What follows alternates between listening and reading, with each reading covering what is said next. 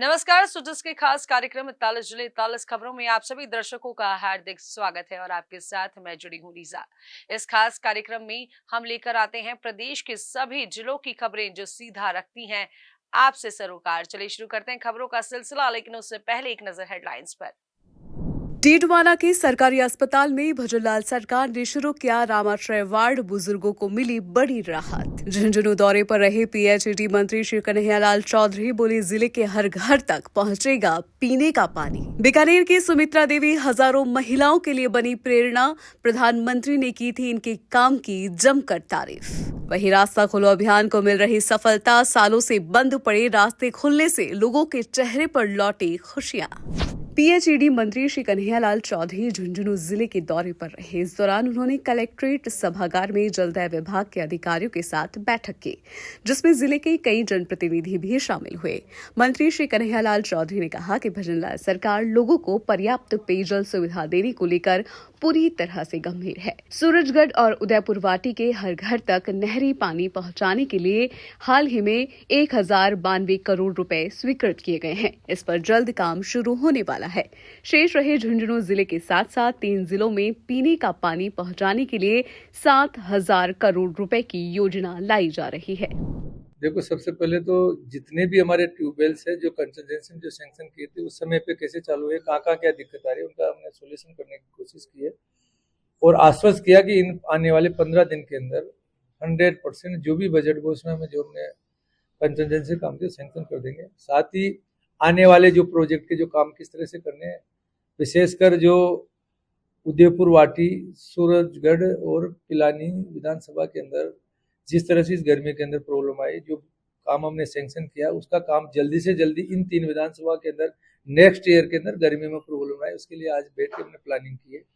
Contractor को वही direction देंगे, सबसे पहले काम इधर से चालू करें, बाकी जगह काम सब जगह करना है, पूरा उदयपुर वाटी में भी जाना है, सब जगह जाना, पर पहले इनके अंदर जो प्लानिंग वो की।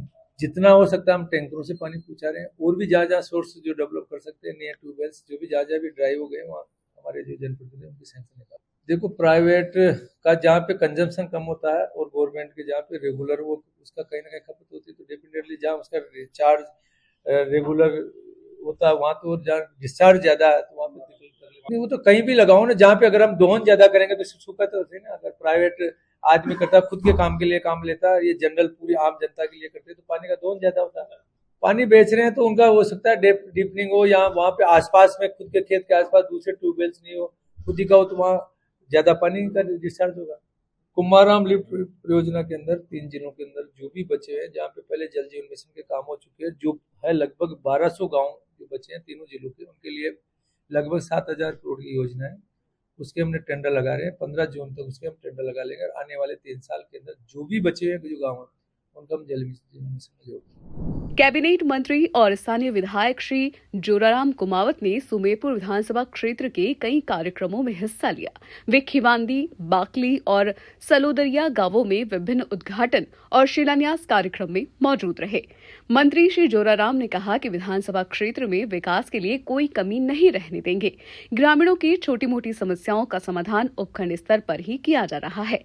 उन्होंने वायदा किया कि पानी, बिजली और सड़क की कोई समस्या नहीं आने देंगे। 66 लाख की स्वीकृति कराई और रोड बन भी गया, पूरा हो गया ना, और पटरियाँ हो गई इंसान, तो पूरा रोड भी जहाँ सीमेंट की जरूरत थी वो सीसी किया, जहाँ डामर की जरूरत थी वहाँ डामर किया, तो बढ़िया रोड जैसे कबीर गौशाला तक बन गया। तो ये इसका भी आज उद्घाटन है।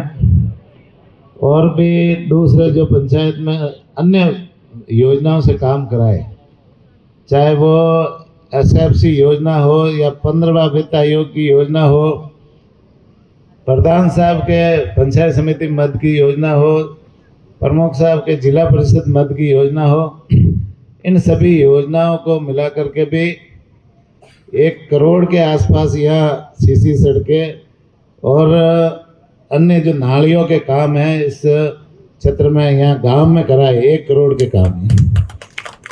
और 7,67,000 रुपया मैंने विधायकों से शमशान घाट पर जाने वाला रास्ता है वहाँ पर जैसे सीसी करने के लिए दिया था, तो वो भी बन गया। एक अभी जैसे बांकली नौवीं रोड पे है तो 8,70,000 रुपये की स्वीकृति मैंने वो अनटाइड फंड से करवा, अनटाइड फंड डीएमएफटी फंड से स्वीकृत कराया था, क्योंकि ये जो नौवीं बांकली से अपन नौवीं की तरफ जाते हैं वह रास्ता खूब खराब था और टूटा हुआ था, तो वो 8,70,000 की सीसी वहाँ दी थी, वो भी बन गया। साथ ही साथ में जैसे बांकली से जो वहाँ तकतगढ़ सुमेरपुर रोड से गौशाला, कबीर गौशाला तक आने वाला जो रोड है वो पिछले लंबे समय से बाकली वाले भी कह रहे थे, उधर मोडू वाले भी कह रहे थे, सब कह रहे थे कि इसको रोड को बनाना है। तो हमने उसका 66 लाख की स्वीकृति कराई और रोड बन भी गया।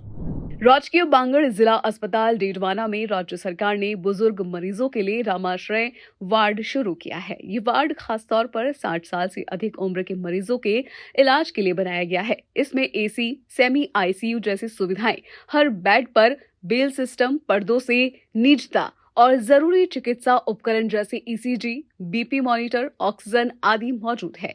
मरीजों को तुरंत इलाज मिले इसके लिए एक्सरे और दवाओं की भी व्यवस्था वार्ड में ही की गई है। भजनलाल सरकार की इस पहल से बुजुर्गों को काफी राहत मिल रही है। बीकानेर के पारवा गांव की श्रीमती सुमित्रा देवी ने 22 मई को प्रधानमंत्री श्री नरेंद्र मोदी को अपने हाथों से बनाई लकड़ी की बैलगाड़ी भेंट की थी, जिसे उन्होंने अपने पति के साथ मिलकर बनाया था। प्रधानमंत्री ने उनके काम की सराहना की। भावुक हुई श्रीमती सुमित्रा देवी को मुख्यमंत्री श्री भजनलाल शर्मा ने दीदी कहकर संबोधित किया। श्रीमती सुमित्रा ने राजस्थान सरकार की योजनाओं का लाभ लेकर अपने हौसले से ये मुकाम बनाया और ये पल उनके लिए एक सपने के सच होने जैसा था। पहले तो मुख्यमंत्री जी भजनलाल जी को नमस्कार मेरा, और मैं तो यही चाहूंगी कि उन्होंने जो योजना बनाई है वो बहुत अच्छी बनाई है। कामकाजी महिलाओं के लिए तो अच्छा ही है। जो महिला मतलब रोजगार करके सिर्फ एक घर का ही कर सकती है, मकान थोड़ी बनवा सकती है, प्लॉट थोड़ी खरीद सकती है। उन्होंने ये सहयोग कर रहे हैं तब तो अच्छा ही कर रहे हैं। वो तो एक महिला के लिए तो ये बहुत बड़ी गर्व की बात है कि सरकार उनका पूरा साथ दे रही है, सहयोग कर रही है। आप क्या करते हैं? मेरे ये सिलाई का काम है। मैं राजीविका स्वयं सहायता समूह से जुड़ी हुई हूँ और समूह में जुड़ के महिलाओं के साथ ये काम कर रही हूँ। मेरी महिलाएं काम कर रही है आगे। अब तक जो आप काम कर रहे थे, इस काम से आप केवल भरण पोषण कर पा रहे थे, लेकिन जब अब आवास मिलेगा तो आपका कोई ऐसा कोई सपना था जो पूरा होगा या जिससे आपको लाभ मिलेगा? हाँ, तो बच्चों को पढ़ाएंगे, आगे का काम तो ये सहयोग होगा। सरकार पूरा सहयोग करेंगे तो सहयोग तो मिल ही जाएगा ना। अब सरकारी स्कूलों के बच्चे जमीन पर ही नहीं बल्कि कुर्सी टेबल पर बैठकर पढ़ाई कर सकेंगे। प्रारंभिक शिक्षा निदेशक बीकानेर ने जिले के 439 स्कूलों से 1ली से 8वीं कक्षा तक के बच्चों की संख्या मांगी है, ताकि स्कूलों में फर्नीचर की जरूरत तय की जा सके। इसके लिए 31 मई तक आंकड़े भेजने के निर्देश दिए गए हैं। इस फैसले का मकसद बच्चों को बेहतर पढ़ाई का माहौल देना और सरकारी स्कूलों में नामांकन बढ़ाना है। सरकार के इस कदम से टोंक जिले के 20,000 से ज्यादा बच्चों को अच्छी सुविधा मिलेगी। अभिभावकों ने भी इस फैसले की तारीफ की है। भजनलाल सरकार ने लोगों को राहत देने के लिए रास्ता खोलो अभियान शुरू किया है। इस अभियान के तहत जो रास्ते कई सालों से बंद पड़े थे उन्हें फिर से खोला जा रहा है। इससे खासकर गांवों में रहने वाले लोग और किसान बहुत खुश हैं, क्योंकि उन्हें अब रास्तों की परेशानी से छुटकारा मिल रहा है। झुंझुनू जिले में भी प्रशासन लगातार ऐसे बंद रास्तों को खोलने का काम कर रहा है, जिससे लोगों को बड़ी राहत मिल रही है। झुंझुनू जिले में आम रास्तों पर कब्जे, कटान के रास्ते खुलवाने, इस प्रकार के सैकड़ों प्रकरण प्राप्त होते रहते हैं। जब से मेड़बंदी खत्म हुई और तारबंदी शुरू हुई है, उसके पश्चात काश्तकारों के मध्य रास्तों को लेकर विवाद बढ़े हैं।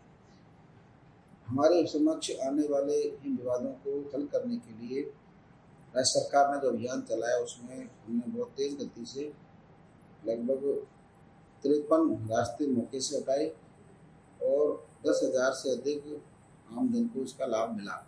इसके अलावा 200-250 रास्तों के कब्जे हटाए गए प्रशासन द्वारा। इसमें प्रमुख समस्या आती है कि रास्ते पर कब्जे हटाने के पश्चात काश्तकार पुनः कब्जा कर लेते हैं। दूसरा विषय कोर्ट के प्रकरण को लेकर, अनेक मामले रास्तों के न्यायालय में विचाराधीन हैं, जिसकी वजह से मौके पर रास्ता खुलासा नहीं हो पाता।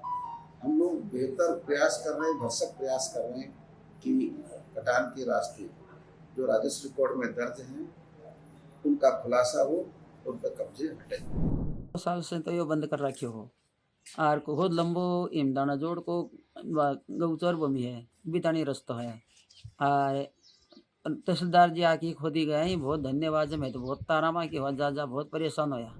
यो लमसम 2 साल की बात होगी। 2 साल से वो रास्तो बंद पड़ियो तो रस्तो अपना काफ़ी लंबो है। वो मुख्य सड़क से लेकर इमदान जोड़ तक है। इसके अंदर नाना करता भी 30-35 काश्तकार ही और 10-15 घर आवास करें।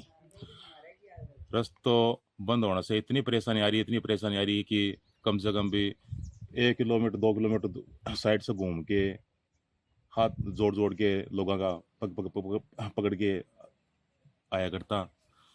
हर चीज़ की परेशानी आ रही, यानी कि पशु भी हैं उरे, पशुओं खातिर भी कोई खड़ है, कोई चाट है, कोई चारो है, भी खातिर भी इतनी परेशानी कि तारा वहाँ का ही सिर के ऊपर से लेना पड़तो। अब जाके वो समाधान आपने रास्ता खोलो अभियान का तहत कलेक्टर साहब ने आपने बजनलाल सरकार है, तहसीलदार साहब को बहुत बहुत धन्यवाद। खाद्य एवं नागरिक आपूर्ति मंत्री श्री सुमित गोदारा ने अपना वादा पूरा करते हुए लूणकरणसर विधानसभा क्षेत्र की महिलाओं के प्रस्तावों पर विधायक निधि से 2 करोड़ रुपए के काम करने की सिफारिश की।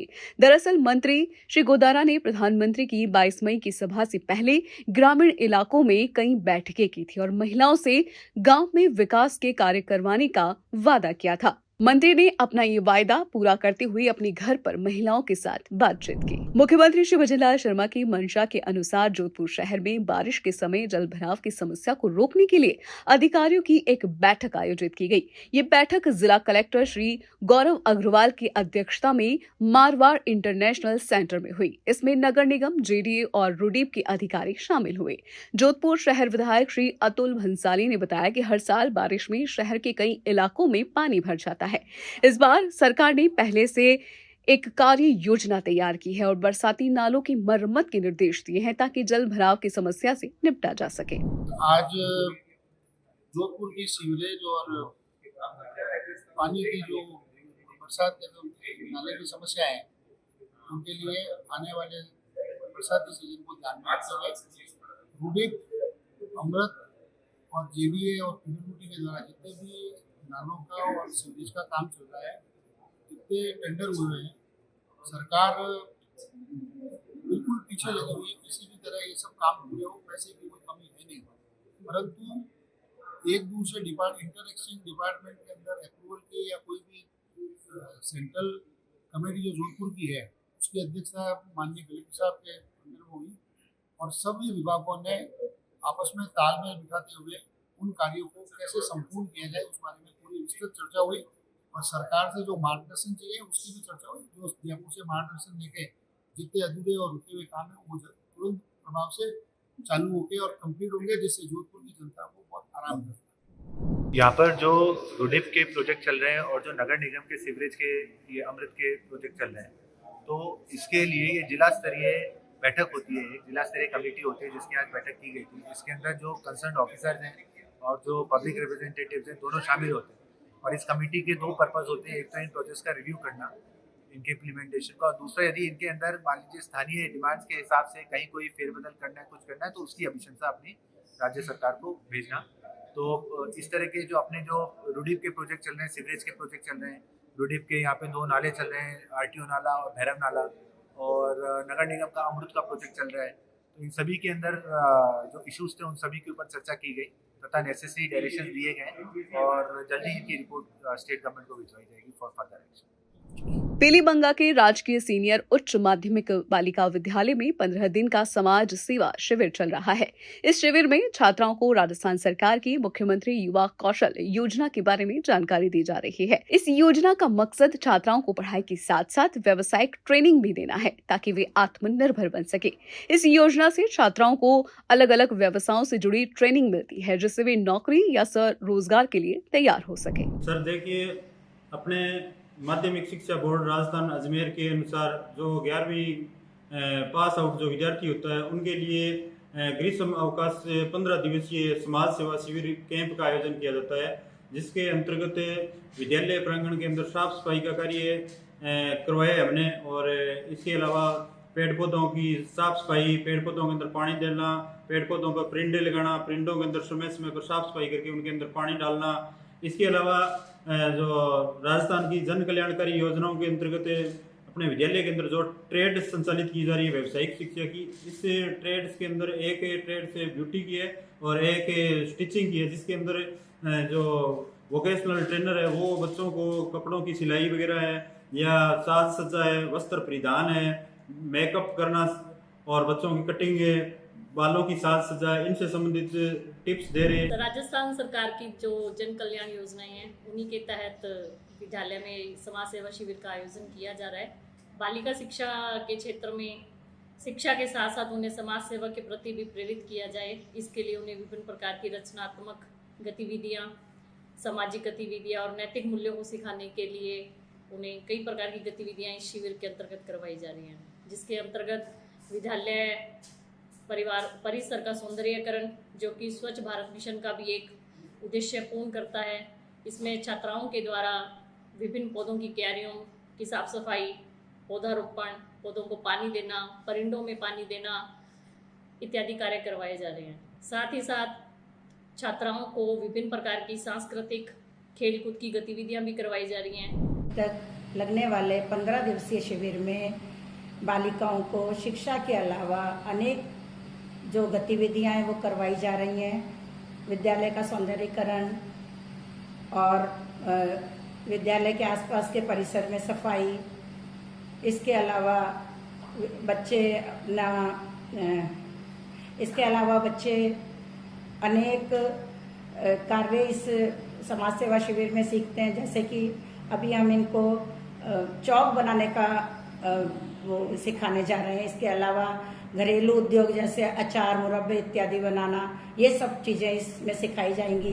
विद्यालय में समाज सेवा शिविर का आयोजन किया गया है, तो इसमें हमें पर्यावरण के प्रति हमारे टीचरों के द्वारा हमें जागरूक किया गया है, जिससे हमें विद्यालय में बहुत सी गतिविधियों के लिए हम लाभान्वित हुए हैं। मुख्यमंत्री श्री भजनलाल शर्मा के नेतृत्व में राजस्थान को हरा भरा बनाने के लिए हरियालो राजस्थान अभियान की तैयारियां जोरों पर है।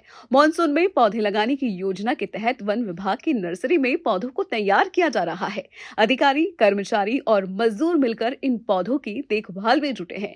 टिब्बी की मसीता वाली हेड रेंज के वन अधिकारी श्री मनोज कुमार बिश्नोई ने बताया कि इस बार टिब्बी रेंज में 1,85,000 पौधे तैयार कर लोगों में बांटने का लक्ष्य रखा गया है।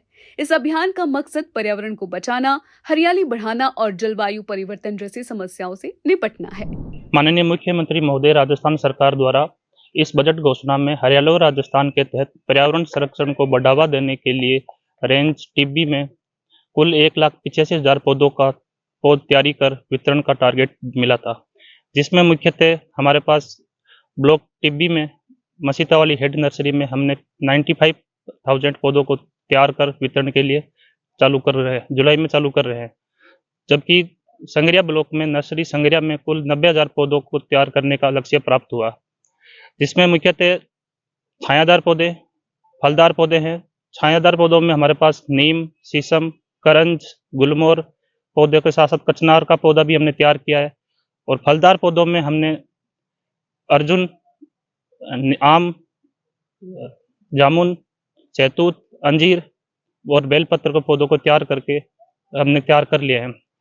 अब मानसून सत्र जुलाई से पौध वितरण के लिए हमने क्षेत्रवासियों से अपील करते हैं कि मुख्यतः हरियालो राजस्थान के तहत अधिक से अधिक पौधों को परचेज कर पर्यावरण संरक्षण को बढ़ावा दिया जाए। तो अपने अभी कार्य चल रहा है शिफ्टिंग का, तो अभी शिफ्टिंग चल रही है और इससे पहले जो आने वाले महीने हैं उनमें हमारा कार्य है, जो हमने जैसे छोटी छोटी बरकेन या डेक ला करके हमने थैलियों के अंदर पहले थैली भरवाई जाती है, उसके अंदर बेड में शिफ्ट किया जाता है थैली को, उसके बाद उसमें पौधा लगाया जाता है, उसके बाद उसमें पानी दिया जाता है और यूरिया है, रे वगैरह है वो भी दी जाती है।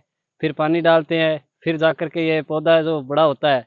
और जो हमारी जो कि वन विभाग डिपार्टमेंट है उससे भी हमें क्या है कि बीज मिलता है, सरकारी बीज मिलता है, उसको हम अंकुरित करते हैं। अंकुरित करने के बाद जो खाली थैली भरवाई जाती है उसके अंदर लगाते हैं। पौधा है जो बहुत छोटा होता है, ठीक है, उसको तैयार करने में काफ़ी समय लग जाता है। हमें जैसे हम अपने दिसंबर से लगे हैं, दिसंबर के बाद से लगे हैं, तो अभी तक हमारे पौधे हैं जो 2-2, 2.5-2.5 फुट के हो चुके हैं। और अभी आगामी आने वाले जो महीना है मई का और अपने जून का महीना है, 5 जून से हमारी नर्सरी है वो चलेगी, ठीक है, पौधे निकलने स्टार्ट हो जाएंगे। वजलहा सरकार किसानों और खेती के व्यवसाय के लिए कई योजनाएं चला रही है। इससे किसानों की आमदनी बढ़ी है और उन्हें खेती में सहारा मिला है। भादरा के सहायक कृषि निदेशक श्री बनवारी लाल डावला ने बताया कि सरकार पक्की डिग्गी बनाने पर 3 लाख से 3,40,000 रुपए तक की मदद दे रही है। इसी तरह फार्म पाउंड बनाने पर 1,20,000 से 1,35,000 रुपए तक का अनुदान मिल रहा है। राज्य सरकार माननीय मुख्यमंत्री महोदय श्री भजनलाल जी शर्मा द्वारा विभिन्न कल्याणकारी अनुदानित योजनाएं यथा डिग्गी, फार्म पॉन्ड, पाइपलाइन, तारबंदी इत्यादि योजनाएं संचालित की जा रही हैं। वित्तीय वर्ष 2024-25 में ब्लॉक भादरा में डिग्गी के अंतर्गत 143 कृषकों को, फार्म पॉन्ड के अंदर 43 कृषकों को योजना के अंतर्गत अनुदान से लाभान्वित किया गया। कृषक भाइयों से आग्रह एवं निवेदन है कि ऑनलाइन आवेदन कर विभिन्न योजनाओं का लाभ उठाकर अपनी आमदनी बढ़ाएं तथा योजनाओं का लाभ लेकर समृद्ध एवं विकसित राज्य एवं राष्ट्र के निर्माण में योगदान दें। डिग्गी निर्माण में 0.5 हेक्टेयर तक भूमि स्वामित्व होना चाहिए और उसमें 3 लाख से 3,40,000 रुपए तक अनुदान सहायता देय है। फार्म पॉन्ड के अंतर्गत कृषकों की भूमि की जो सीमा है वो 0.3 हेक्टेयर तक और उसके अंदर 1,20,000 से 1,35,000 तक अनुदान सहायता देय है। इसके अलावा वायर फेंसिंग में एक कृषक को 400 मीटर तक अधिकतम तारबंदी करने पर 40,000 रुपए तक अनुदान सहायता दे है, जिसके अंतर्गत न्यूनतम भूमि जो है प्रति किसान की 0.2 हेक्टेयर यानी 2 बीघे तक की जमीन है तो वो तारबंदी योजना का लाभ ले सकते हैं। वो 2024-25 में हमारे को पक्की का निर्माण किया और उसका अनुदान हमें राजस्थान सरकार द्वारा 3 लाख रुपए प्राप्त हुए हैं नगद खाते में। और ये हमारी कृषि के लिए बहुत ही बढ़िया साधन बनाया पक्की डिग्गी का और हमारे कृषि में बहुत ही मददगार होगी भविष्य में। और ये राजस्थान सरकार की बहुत ही बढ़िया स्कीम है पक्की डिग्गी के निर्माण के लिए और गवर्नमेंट बहुत बढ़िया अनुदान दे रही है किसानों को और इसके लिए राजस्थान सरकार को बहुत बहुत धन्यवाद। वर्ष 24-25 में 100 डिग्गियों का निर्माण करवाया है। अनुदान की जो पात्रता है वो 0.5 हेक्टेयर है और अनुदान है वो 3 लाख रुपए कृषकों को दे है। इसी तरह फार्म पॉन्ड की बात करें, खेत तलाई जो बारिश का पानी होता है उसको सूटेबल भरने के लिए काम में ली जाती है, जो प्लास्टिक की होती है और कच्ची भी होती है। जैसे प्लास्टिक की है वो उसपे अनुदान है वो 1,20,000 रुपए दे है। इसकी पात्र और लघु सीमांत कृषकों की बात करें तो इस पर 1,35,000 रुपए दे है और पात्रता की बात करें तो 0.3 हेक्टेयर इसमें जमीन होनी चाहिए। तीसरी बात अपनी तारबंदी की करते हैं। तारबंदी के अंदर पहले तो 1.5 हेक्टेयर जमीन होती थी, अभी गाइडलाइन में 0.5 हेक्टेयर कर दिया जो 2 बीघा के लगभग है। तो ये बहुत अच्छी योजना है। इसके अंतर्गत तारबंदी में 40,000 रुपए का अनुदान दे है। अगर किसी की 8 बीघा से कम जमीन है जो लघु सीमांत कृषक है उसको सरकार 8,000 की टॉप अप राशि अलग से दे है, 48,000 रुपए अनुदान दे है। डॉक्टर सर्वपल्ली राधाकृष्णन राजस्थान आयुर्वेद विश्वविद्यालय के बाल रोग विभाग ने स्वर्ण प्राशन जागरूकता कार्यक्रम आयोजित किया। इस कार्यक्रम का मकसद आसपास के गांवों के लोगों को स्वर्ण प्राशन के फायदे और उपयोग के बारे में जानकारी देना था। ये कार्यक्रम कुलपति प्रोफेसर प्रदीप कुमार प्रजापति की प्रेरणा से शुरू किया गया। जागरूकता फैलाने के लिए विभागाध्यक्ष प्रोफेसर हरीश कुमार सिंघल ने पहले जाजीवाल, भाटियान और रलावास गांव के प्रतिनिधियों से बात की। इसके बाद विभाग के डॉक्टर अशोक कुमार यादव और डॉक्टर ऋषिकेश शिवतारे को गांवों में जाकर कार्यक्रम आयोजित करने की जिम्मेदारी दी गई। सांगानेर विधानसभा क्षेत्र के गोविंदपुरा स्थित राजकीय प्रवेशिका संस्कृत विद्यालय में अब 5 नए कमरे बनाए जा रहे हैं। ये काम राज्य सरकार की समग्र शिक्षा योजना के तहत हो रहा है और इस पर कुल 57,81,000 रुपए खर्च किए जा रहे हैं। इन 5 कमरों में से 2 कमरे पढ़ाई के लिए, 1 कमरा विज्ञान प्रयोगशाला, 1 कमरा कंप्यूटर कक्ष और 1 कमरा पुस्तकालय के लिए बनाया जा रहा है। विद्यालय के स्तर में बढ़ोतरी के बाद यहाँ कमरों की बहुत जरूरत थी। वजनलाल सरकार ने इस जरूरत को समझा और इन कमरों के निर्माण की मंजूरी दी। अभी हमारे विद्यालय में समसाक के द्वारा 5 कक्षा कक्षों का, 3 कक्षा कक्षों का और एक विज्ञान प्रयोगशाला का, एक कंप्यूटर कक्ष का निर्माण कार्य चल रहा है।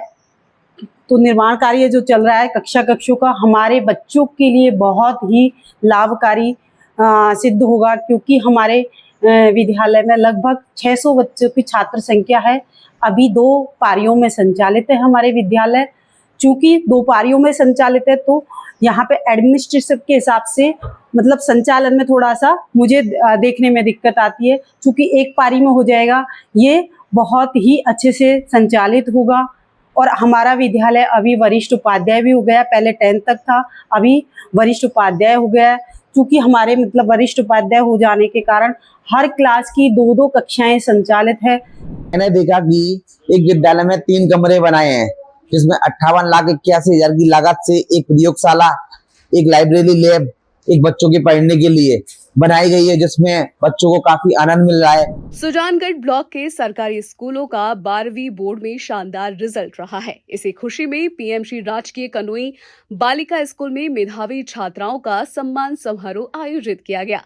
पहले स्थान पर आने वाली छात्राओं को 3,100 रुपए और प्रशस्ति पत्र देकर सम्मानित किया गया। इसके अलावा अन्य प्रतिभाशाली छात्राओं को 1,100 रुपए नकद और प्रशस्ति पत्र देकर सम्मान किया गया। ये पूरा श्रेय टीम कनोई को जाता है। हमारे सभी शिक्षक पूरी तरह से निष्ठावान और विद्यालय के प्रति समर्पित हैं। दिन रात एक करके बच्चों के साथ मेहनत करते हैं, ऑनलाइन भी उनको गाइड करते हैं। और हमारी जो बेटियां हैं वो वास्तव में बहुत प्रतिभाशाली हैं, सिर्फ उनको मार्गदर्शन की आवश्यकता है। इसी तरह से अगर बच्चे पढ़ते रहें तो सुजानगढ़ की बेटियां न सिर्फ राजस्थान बल्कि पूरे भारत में अपना परचम फहराएंगी। नाम तारा जानू है और मेरे 12वीं में 97.20% आए हैं। और इसमें हमारी पूरी स्कूल का, प्रिंसिपल मैम का, टीचर्स का, पेरेंट्स का, फैमिली का और सभी का योगदान रहा है। मैं लगभग 4 से 5 घंटे पढ़ाई करती थी अगर हम औसत निकाले तो। और मेरा आगे का है कि RS बनना है मुझे। धौलपुर जिले के राजाखेड़ा नगर पालिका सभागार में पालिका अध्यक्ष श्री वीरेंद्र सिंह जादौन की अध्यक्षता में साधारण सभा की बैठक हुई। इसमें सभी सदस्यों की सहमति से कृषि उपज मंडी के लिए जमीन आवंटन का प्रस्ताव पास किया गया। पालिका अध्यक्ष ने बताया कि स्थानीय निकाय निदेशालय के आदेश के अनुसार गांगोलियापुरा सोमनाथ रोड पर करीब 37 बीघा जमीन मंडी के लिए दी जाएगी। ये जमीन तय डीएलसी के हिसाब से दी जाएगी। इसके अलावा मंडी समिति इस जगह पर 80 फीट चौड़ी सड़क भी बनाएगी। प्रतापगढ़ जिला कलेक्टर डॉक्टर अंजलि राजौरिया ने वृद्ध, बेघर और बेसहारा लोगों के लिए बने मुख्यमंत्री पुनर्वास गृह का निरीक्षण किया। ये पुनर्वास गृह सामाजिक न्याय एवं अधिकारिता विभाग द्वारा संचालित है।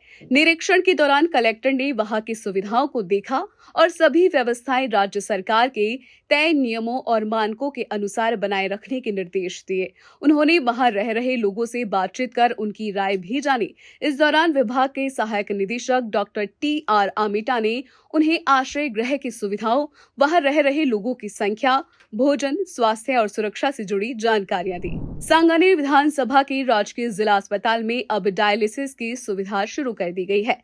वजनलाल सरकार ने मरीजों की परेशानी को देखते हुए ये सेवा तुरंत शुरू की ताकि डायलिसिस के लिए लोगों को इधर उधर भटकना न पड़े। ये सुविधा शुरू होने से सांगानेर और आसपास के मरीजों को अब प्राइवेट अस्पताल या SMS अस्पताल नहीं जाना पड़ेगा। अस्पताल के डायलिसिस वार्ड में 2 बेड लगाए गए हैं। मरीजों की देखभाल के लिए एक डायलिसिस विशेषज्ञ, एक मेडिसिन विशेषज्ञ, एक टेक्नीशियन और एक सफाई कर्मचारी मौजूद रहेंगे।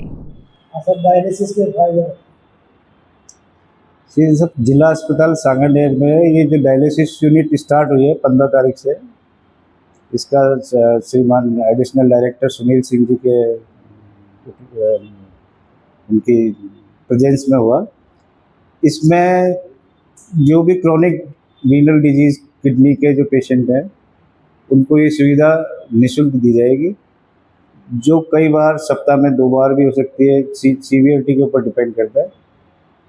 और निःशुल्क देने की वजह से गरीब आदमी को बहुत ही अच्छा लाभ मिलेगा इससे। राजकीय चिकित्सालय सांगानेर में 15 मई 2025 को 2 डायलिसिस मशीनों की स्थापना की गई और डॉक्टर सुनील सिंह जी जो हमारे एडिशनल डायरेक्टर हैं उनके कार्यक्रमों द्वारा ये कार्य किया गया। तो इसमें 2 मशीनों एक साथ 2 डायलिसिस इस संस्थान में हो पाएंगे और उनका निःशुल्क हो पाएंगे, जिससे जो मरीज जिनको SMS या बाहर RUHS वगैरह या किसी प्राइवेट अस्पताल में पैसे दे के जाना पड़ता था, प्राइवेट अस्पतालों में उनकी यहाँ पे ये सुविधा निःशुल्क मिल जाएगी और विशेषतः गरीब मरीजों को इससे बहुत बड़ा लाभ पहुंचेगा। और ये RGHS के तहत राज्य सरकार द्वारा चलाई जा रही है और बहुत लाभकारी योजना है। सांगानेर जिला हॉस्पिटल में डायलिसिस मशीन चालू होने से यहाँ के जो गरीब बीमार व्यक्ति हैं, किडनी पेशेंट्स हैं, कईयों को हफ्ते में 2 बार, कईयों को हफ्ते में 3 बार, कईयों को हफ्ते में 4 बार डायलिसिस करवाना पड़ता है। ये लोग पहले महात्मा गांधी जाते थे, SMS जाते थे, जयपुर जाते थे, इनका समय और धन दोनों बहुत ज़्यादा खर्च होता था।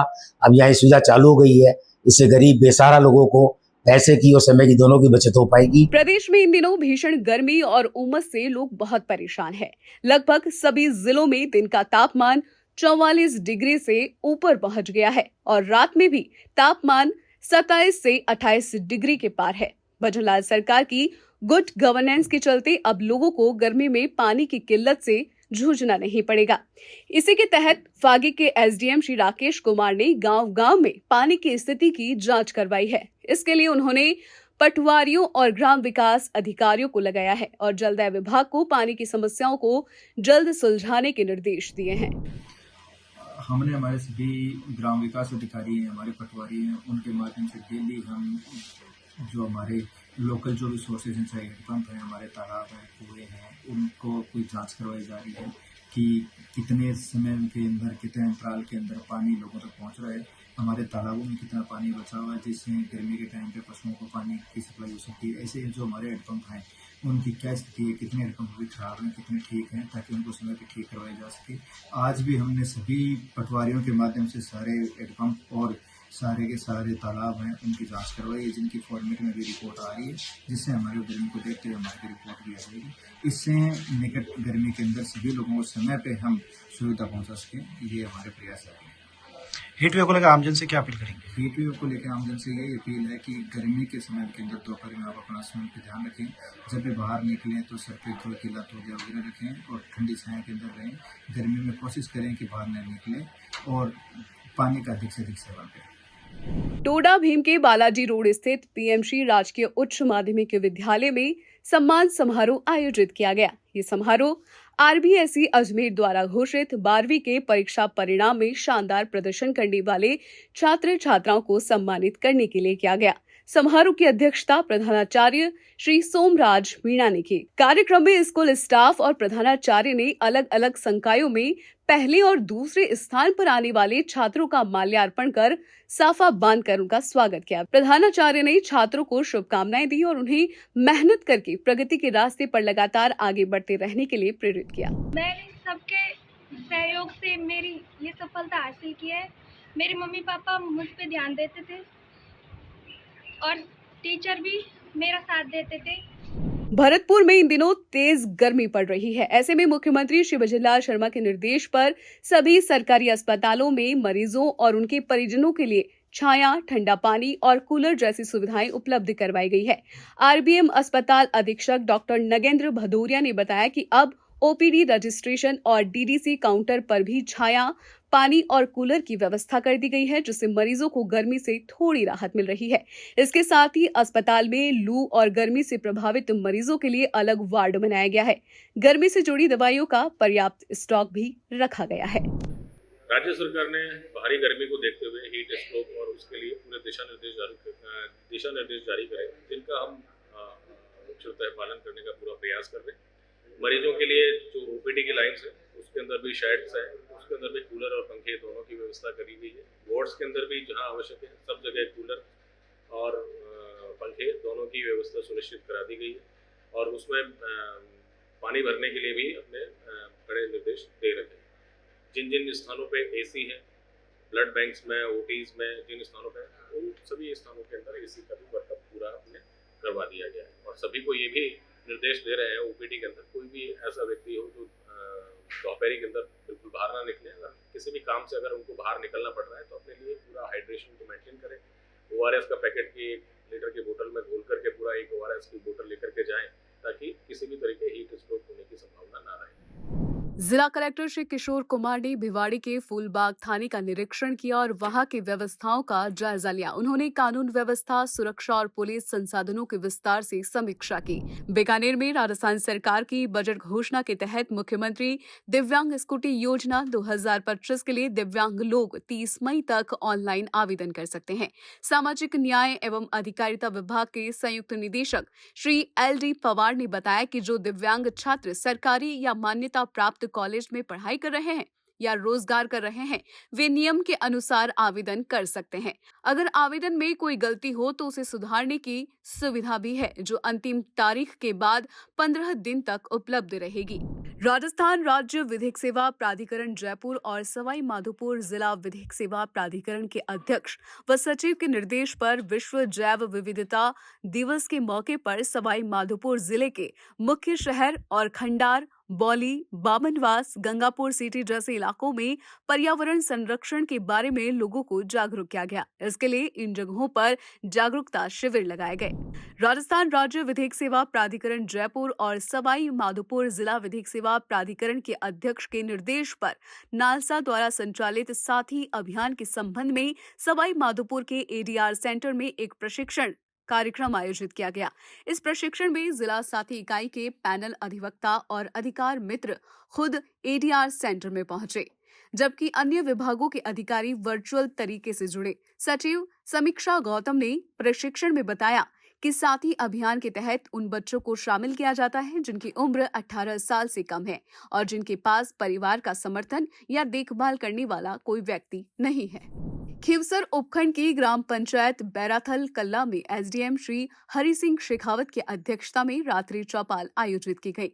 इस दौरान गांव के लोगों ने अपनी समस्याएं SDM के सामने रखी। SDM ने तुरंत संबंधित ब्लॉक अधिकारियों से जानकारी लेकर समस्याओं को जल्द सुलझाने के आदेश दिए। रात्रि चौपाल में कुल 12 शिकायतें दर्ज की गई। राज्य सरकार के निर्देश पर जिले के पढ़े लिखे युवाओं को नौकरी, खुद का काम शुरू करने और कौशल सीखने के अच्छे मौके देने के लिए कौशल उद्यमिता और रोजगार विभाग जालोर ने सामतीपुरा रोड पर नर्मदा आवासीय कॉलोनी में एक दिन का रोजगार सहायता शिविर रखा। इस शिविर में राजस्थान विधानसभा के मुख्य सचेतक श्री जोगेश्वर गर्ग ने युवाओं को बताया कि वे अपने ऊपर विश्वास रखें, अपने लक्ष्य तय करें और मेहनत से सफलता पाएं। उन्होंने कहा कि युवाओं को अपनी ताकत पहचान कर अपनी मनचाहे क्षेत्र में अच्छा करियर बनाना चाहिए। विधायक श्री छगन सिंह राजपुरोहित ने आहोर उपखंड मुख्यालय पर विधानसभा क्षेत्र आहोर की नई मंजूर हुई 10 सड़कों का भूमि पूजन और शिलान्यास किया। शिलान्यास समारोह में विधायक श्री छगन सिंह राजपुरोहित ने मौजूद लोगों से बातचीत की। इस मौके पर कई जनप्रतिनिधि, विभागीय अधिकारी, सामाजिक कार्यकर्ता और आमजन भी मौजूद थे। मुख्यमंत्री श्री विजयलाल शर्मा चाहते हैं कि गांव-गांव में महाविद्यालय खोले जाए ताकि पिछड़े वर्ग के बच्चों को भी अच्छी शिक्षा मिल सके। इसी मकसद से राजस्थान सरकार ने सावर में राजकीय महाविद्यालय के भवन के लिए 4.5 करोड़ रुपए मंजूर किए। अब ये भवन बनकर तैयार हो चुका है और यहाँ पढ़ने वाले छात्र छात्राओं को अच्छी शिक्षा मिल रही है। सरकार की विद्या संबल योजना के तहत यहाँ 6 सहायक आचार्य भी नियुक्त किए गए हैं। अरड़ का उप तहसील कार्यालय का जिला कलेक्टर श्री लोक बंधु ने निरीक्षण किया। उन्होंने कहा कि तहसील में जनहित के कामों को जल्दी और सही तरीके से किया जाए। जो भी काम अधूरे पड़े हैं उन्हें तहसीलदार और उप तहसीलदार को जल्द पूरा करना होगा। नाम बदलने के काम भी समय पर किए जाए। उप तहसील कार्यालय में रिकॉर्ड रखने के लिए जरूरी निर्देश दिए गए और कहा गया कि सारे काम अब ई-फाइल सिस्टम से किए जाए। अधिकारियों को कहा गया कि वे क्षेत्र में जाकर पटवारी और भू अभिलेख निरीक्षक के कार्यालयों के दस्तावेजों की नियमित जांच करें। मुख्य चिकित्सा एवं स्वास्थ्य अधिकारी डॉक्टर ज्योत्सना रंगा ने पुष्कर राजकीय अस्पताल का अचानक निरीक्षण किया। उन्होंने अस्पताल की सफाई, दवाओं की उपलब्धता, डॉक्टरों की मौजूदगी और मरीजों को दी जा रही सुविधाओं को अच्छे से देखा। उन्होंने अस्पताल के अलग अलग वार्डों का दौरा किया और मरीजों से सीधे बात कर उनकी समस्याएं सुनी। आज जो औद्योगिक मेरे की बात है, तो आपकी कि पहले से सफाई के सभी कर्मचारी हमने होती है मेरे पहले काफी अभी से इलाज बिजनेस का थे वो पूरा तैयार थे पे के लिए जो अलग से होगी और इसकी पूरी तैयारी एक साथ पीने के आना थी और आपको एक लंबी सांस बहुत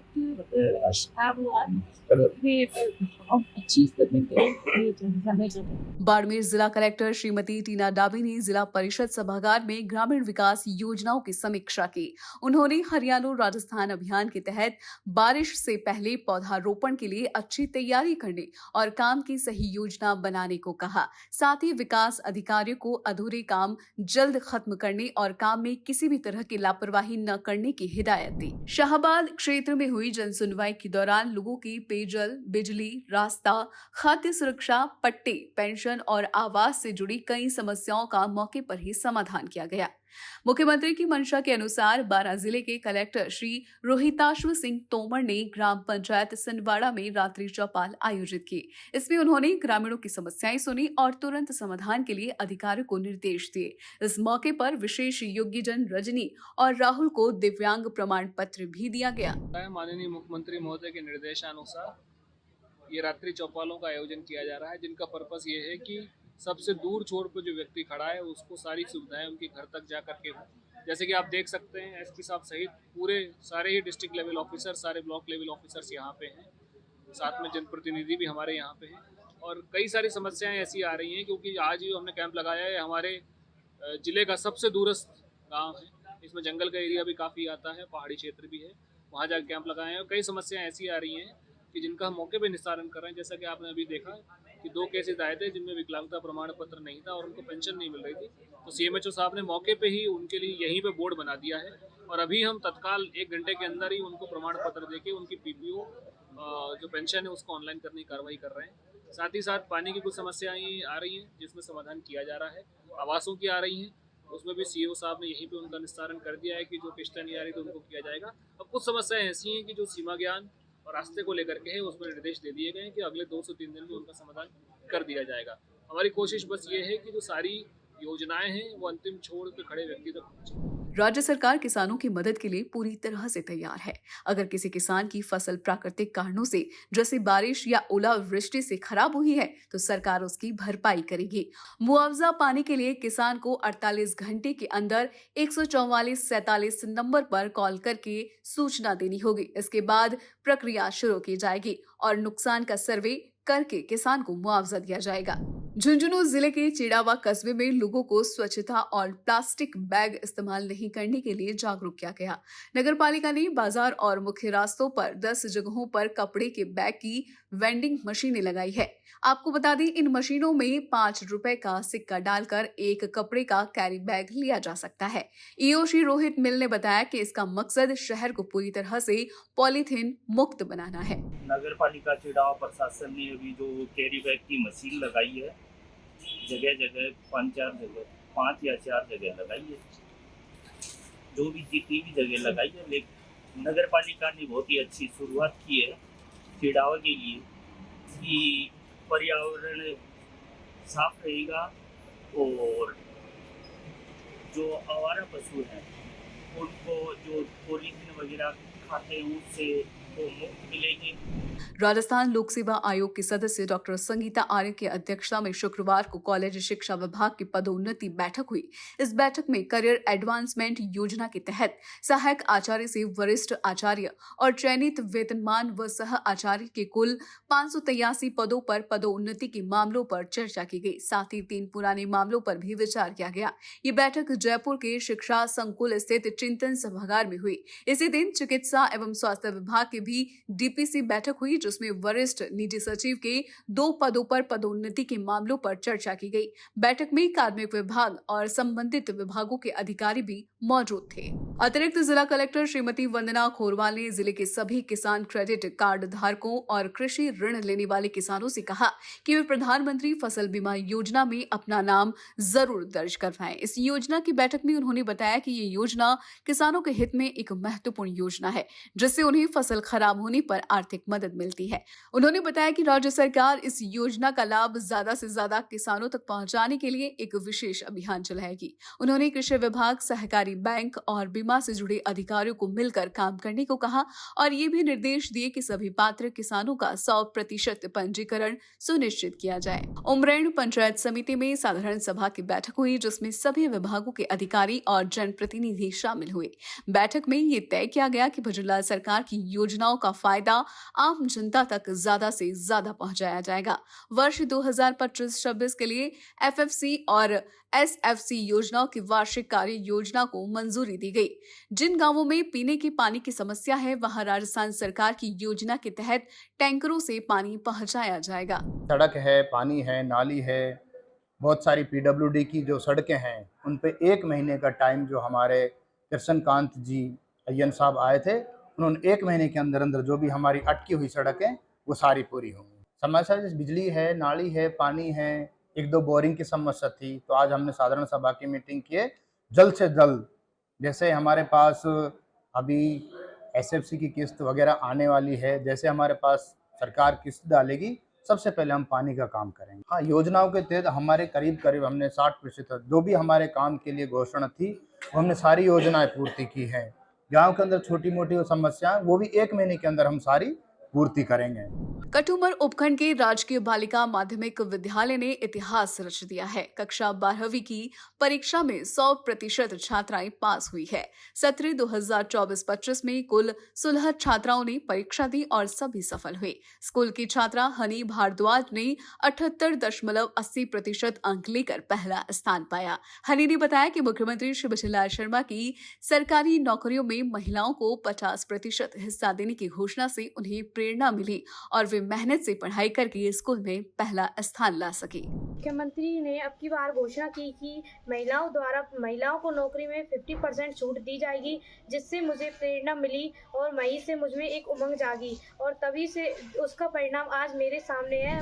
अलवर ग्रामीण विधानसभा में भजनलाल सरकार ने टीकाकरण अभियान चलाकर गर्भवती महिलाओं और बच्चों को कई बीमारियों से बचाने के लिए टीका लगवाया है। मालाखेड़ा और उमरेण ब्लॉक के स्वास्थ्य केंद्रों में भी ये अभियान जारी है। अकबरपुर सामुदायिक स्वास्थ्य केंद्र के तहत धवाला, खेड़का, काली खोल समेत अन्य गांवों में गर्भवती महिलाओं और 16 साल तक के बच्चों का टीकाकरण करवाया गया। हाँ जी, उप स्वास्थ्य केंद्र धवाला में आज टीकाकरण किया जा रहा है। ये हर महीने के 4th गुरुवार को हमने फिक्स किया हुआ है। हर महीने के 4th गुरुवार को करते हैं, जिसके अंदर ANC का पूरा चेकअप किया जाता है और बच्चों का टीकाकरण होता है 0 से 16 साल के बच्चों का। और ANC को जो भी मतलब इनकी जैसे कि ब्लड शुगर है, BP है और वेट वगैरह जो भी इनका है सारी जांचें करते हैं और इनको जैसे कि आयरन और आयरन फोलिक एसिड वगैरह दवाई भी दी जाती है। आज जैसा कि 4th गुरुवार को अकबरपुर के सभी सब सेंटरों पर टीकाकरण किया जाता है, तो उसके तहत आप सभी लोग अपने सब सेंटर पर टीकाकरण कर रहे हैं। तो उसके लिए सभी ने अपना इम्यूनिटी सेशन बनाया और उसके हिसाब से सभी बच्चों को टीका। जिला कलेक्टर डॉक्टर रविंद्र गोस्वामी ने कहा कि तारबंदी योजना का फायदा ज्यादा से ज्यादा छोटे और सीमांत किसानों तक पहुंचाना चाहिए। उन्होंने कृषि यंत्रों पर मिलने वाली अनुदान और फार्म पॉन्ड योजना का लाभ भी ज्यादा किसानों को देने के निर्देश दिए। डॉक्टर गोस्वामी ने प्रधानमंत्री शहरी आवास योजना में पात्र लोगों को समय पर किश्तें देने को कहा, ताकि जरूरतमंदों को बारिश से पहले पक्की छत मिल सके। उन्होंने कलेक्ट्रेट में कई योजनाओं की प्रगति की जांच की और कहा कि अनुदान योजना के लक्ष्य समय पर पूरे हो। बारां जिले के अंता कस्बे को बाढ़ से बचाने के लिए नगर पालिका ने बारिश से पहले नालों की साफ सफाई का काम शुरू कर दिया है। इसके लिए ठेका भी जारी किया गया है और काम तेजी से चल रहा है। कस्बे के बीच से निकलने वाली दुगारी नाले और स्टेशन खाड़ी की सफाई लंबे समय से नहीं हुई थी, जिससे बारिश में पानी जमा होकर बाढ़ जैसी स्थिति बन जाती थी। इससे आसपास रहने वाले लोग और आम जनता परेशान होते थे। नगर पालिका चेयरमैन श्री रामेश्वर खंडेलवाल ने बताया कि बारिश से पहले पूरे कस्बे का सर्वे कर छोटे बड़े सभी नालों की सफाई कराई जा रही है, ताकि बारिश में बाढ़ की स्थिति न बने। प्री मानसून को लेकर के अंता नगर पालिका ने NIT लगा दी है और उसका कार्य भी चालू हो गया है। दुगारी रास्ते के नालों की सफाई कल से चालू है और अंता के तमाम जितने भी नाले हैं, बड़े छोटे, सबकी सफाई बरसात से पूर्व साफ सफाई करा दी जाएगी। वर्क चालू है। कहीं कोई बाढ़ की समस्या नहीं होगी, कहीं पानी भराव की समस्या नहीं होगी। सब जगह का सर्वे कर लिया गया है, कहाँ का क्या क्या दिक्कत है, क्या क्या प्रॉब्लम है, सभी के उसी के अनुसार वर्क दे दिया गया है और काम चालू हो गया है। डूंगरपुर के जिला कलेक्टर श्री अंकित कुमार सिंह ने जिला जल एवं स्वच्छता मिशन की बैठक ली। ये बैठक DOIT भवन में हुई। बैठक में उन्होंने जल जीवन मिशन के तहत चल रहे कामों की समीक्षा की और अधिकारियों को समय पर सभी काम पूरे करने के निर्देश दिए। कलेक्टर ने हर घर जल योजना के तहत जल प्रमाण पत्र बांटने और पानी की गुणवत्ता की स्थिति की भी जानकारी ली। उन्होंने सभी स्कूलों और आंगनबाड़ी केंद्रों में पीने के पानी के लिए नल कनेक्शन की ब्लॉकवार जानकारी मांगी और जल्द से जल्द नल कनेक्शन सुनिश्चित करने के निर्देश दिए। गर्मियों में निर्बाध बिजली आपूर्ति के लिए बयाना के विधायक श्रीमती रितु बनावत ने बिजली विभाग के अफसरों के साथ एक जरूरी बैठक की। विधायक ने अपने क्षेत्र की बिजली समस्याओं की जानकारी ली और उन्हें जल्दी सुलझाने के लिए अधिकारियों को निर्देश दिए। उन्होंने कहा कि गर्मी में बिजली की कटौती कम से कम हो और लोगों को सही समय पर बिजली मिलती रहे। जोनल चीफ से भी बात करी बिजली विभाग के कि आप जो 132 GSS बन रहा है उसके अलग अलग फीडरों में कैसे सप्लाई करेंगे, उसकी व्यवस्था भी बनाएं और शीघ्र ये काम भी पूरा करें, जिससे कि हमारे क्षेत्र के किसान को, मजदूर वर्ग को और सभी लोगों को बिजली के व्यवस्था के निमित्त कोई भी समस्या नहीं आए। और जो रात में बिजली देनी पड़ती है, जो कि हमारा एक संकल्प है, और साथ ही मुख्यमंत्री जी द्वारा भी कहा गया है कि हमें जल्दी से जल्दी दिन में बिजली सबको मिले, ऐसे प्रयास करने हैं। तो उसी के निमित्त हमने ये व्यवस्था बनाई है और जल्दी से जल्दी इन व्यवस्थाओं के निमित्त हम काम करेंगे और जल्दी से जल्दी हमारे किसानों को दिन में बिजली प्रॉपर मिलने लग जाएगी। राज्य सरकार के निर्देश पर गर्मी और लू से लोगों को बचाने और इलाज की सुविधा सुनिश्चित करने के लिए जिला स्वास्थ्य विभाग लगातार अस्पतालों की जांच कर रहा है। इसी क्रम में मुख्य चिकित्सा एवं स्वास्थ्य अधिकारी डॉक्टर जयंती लाल मीणा ने मासलपुर के सामुदायिक स्वास्थ्य केंद्र का अचानक निरीक्षण किया। उन्होंने गर्मी से बचाव के लिए खास वार्ड तैयार रखने, कूलर, AC लगाने, सफाई और बेड की व्यवस्था ठीक करने के निर्देश दिए। बहरोड के ब्लॉक आयुष चिकित्सालय में अंतर्राष्ट्रीय योग दिवस की तैयारी को लेकर एक बैठक हुई। इसमें ब्लॉक के सभी आयुर्वेदिक चिकित्सालयों के डॉक्टर और अधिकारी शामिल हुए। इस साल योग दिवस की theme one earth one health रखी गई है, जिसका मतलब है एक धरती एक सेहत। इसका उद्देश्य ये दिखाना है कि योग पूरे विश्व के लिए एक अच्छा स्वास्थ्य समाधान हो सकता है। डॉक्टर नमिता यादव ने बताया कि सरकार चाहती है कि हर नागरिक स्वस्थ और जागरूक बने और योग इसके लिए एक मजबूत जरिया है। इसी सोच के साथ ये आयोजन किया गया। अभी जो अंतर्राष्ट्रीय योगा दिवस 21 जून 2025 को मनाया जाएगा, उसके उपलक्ष्य में राजस्थान सरकार आयुष विभाग के द्वारा अंतर्राष्ट्रीय योगा दिवस के लिए एक लोगो बनाया गया है, जो है yoga for one earth and one health. इसके उपलक्ष्य में 30 दिवसीय काउंटडाउन योगाभ्यास कार्यक्रम शुरू करा गया है, जो 20 मई से लेकर 20 जून तक लगातार चलेगा। इसका टाइमिंग सुबह 7 बजे से 8 बजे तक रहेगा। इस कार्यक्रम का आयोजन आयुर्वेद औषधालय, चिकित्सालय एवं जितने भी आयुष्मान आरोग्य सेंटर हैं उन पर निरंतर योगा ट्रेनर्स के द्वारा सुबह 7 बजे से 8 बजे तक सभी पुरुषों को, महिलाओं को और जो भी आम नागरिक योगा के बारे में जानकारी चाहते हैं, योगा के बारे में जागरूक होना चाहते हैं और अपनी सेहत का संपूर्ण ध्यान रखना चाहते हैं, वे सभी को हम आमंत्रित करते हैं वे ज़्यादा से ज़्यादा सभी चिकित्सालयों और औषधालयों में पहुँचें और योगा का लाभ उठाएं। ये एक अच्छी पहल है सरकार के द्वारा और हम चाहते हैं कि आप अपने स्वास्थ्य का ध्यान रखें, जो कि शारीरिक और मानसिक तौर पर योगा आपको ज़रूर उपलब्ध करवाएगा। और हम सभी चिकित्सक और सभी जो योगा ट्रेनर हैं वो आपसे अनुरोध करते हैं कि आप जरूर इस कार्यक्रम में बढ़ चढ़कर भाग लें। चंबल पेयजल परियोजना से बूंदी जिले के लोगों को समय पर साफ पानी मिले और तालेड़ा क्षेत्र में सड़क, बिजली, गौशाला सहित अन्य विकास कार्यों का लाभ जल्दी पहुंचे, इसे ध्यान में रखते हुए जिला कलेक्टर श्री अक्षय गोधारा ने तालेड़ा के कई गांवों का दौरा किया। उन्होंने जल शोधन संयंत्र, पंप हाउस, सामुदायिक भवन और सड़क निर्माण जैसे कार्यों का निरीक्षण किया और अधिकारियों को जरूरी निर्देश दिए। कलेक्टर ने मांगली गांव के पंप हाउस का निरीक्षण करते हुए पंपों की क्षमता की जानकारी ली और कहा कि पुराने पंप जल्दी बदलकर नए लगाए जाए ताकि लोगों को पानी की समस्या न हो। डी के जिला कलेक्टर श्री उत्सव कौशल ने लोगों से अपील की है कि गर्मी के मौसम में जब तक बहुत जरूरी न हो, दिन में घर से बाहर न निकले।